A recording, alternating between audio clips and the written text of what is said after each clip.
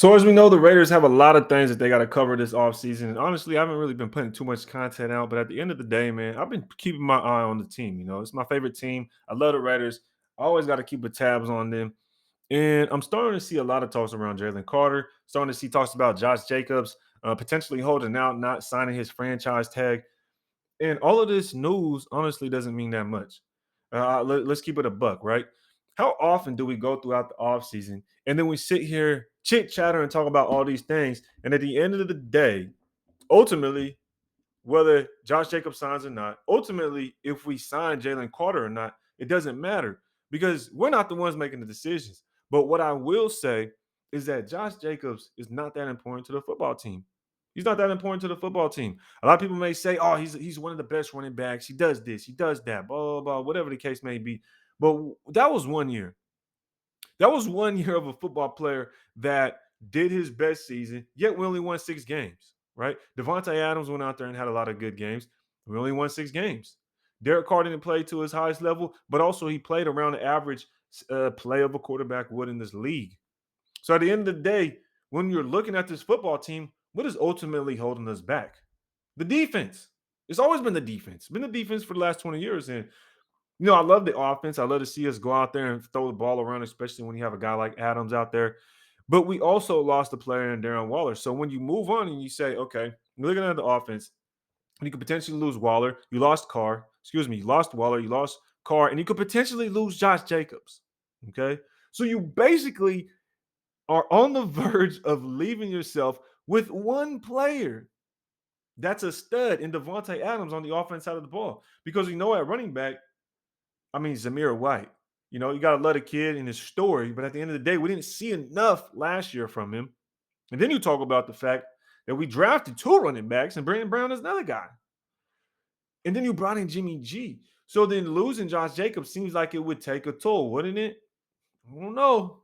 I don't know. I don't know too many teams in previous history, in recent history that lost a running back and then all of a sudden they just completely fell off. Right? Did the Steelers completely fall off because Le'Veon Bell held out? I don't think they completely fell off. I don't see that at all. I don't think they would have gained anything if they would have signed Le'Veon Bell to that huge contract that the freaking Jets did, right? Remember the Jets gave him a huge lump sum contract, and what did they get out of that? What did they honestly get out of that? Not really anything. And I think that kind of shows what happens when a player chases the money. And at the same time, when a team holds out, I haven't really seen too many players. Honestly, when you think about it, I haven't seen too many players hold out and then ultimately it favor them. How often does that happen? The player holds out and it favors them. It doesn't really hold. It doesn't really happen. It doesn't really happen, in my opinion. Um, so with that being the case, I don't know if we really see Josh Jacobs leave the team. So I'm not too worried about it. But if he does, there's plenty other running backs out there that we can get. And when you look at the free agency market and running backs, this is a tough year for the backs, right? Because Ezekiel Elliott didn't even stay on the Cowboys, and I'm not comparing the two. Of course, I'm not comparing the two.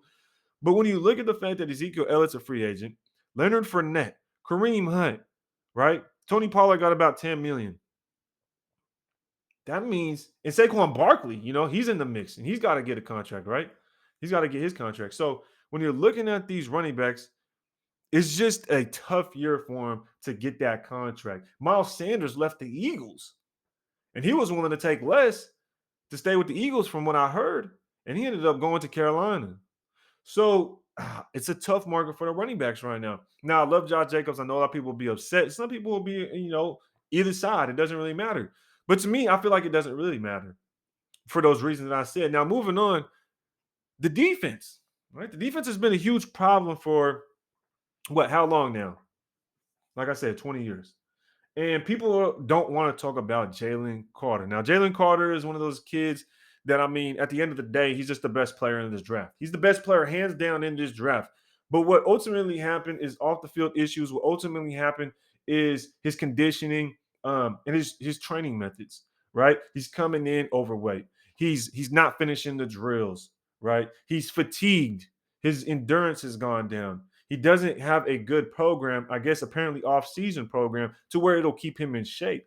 And if you come to a place like Vegas, man, it's going to be a tough, tough sled because I mean we seen what happened to Henry Ruggs, and the dude didn't have any issues. I mean, let's be honest, Henry Ruggs, there was nothing there that was painting a picture for us to say, all right, this dude Henry Ruggs, we got to keep an eye out for him because this, that, and the third. And not only that, Henry Ruggs got into an incident. Josh Jacobs got into an incident. I mean, Devontae Adams didn't have a car incident, but excuse me, he didn't have a car incident, but I mean, he came here and started having issues on the field, pushing people, NFL employees, right, going to the tunnel. Man, you can even talk about Marshawn Lynch. Did y'all see when Marshawn Lynch got caught by the police in his car and his freaking tires were ripped off of his car because I don't know what he was doing. They didn't catch him in the act, but whatever he was doing something reckless and he got caught in Vegas. He got caught in Vegas. So it is a hot spot, man.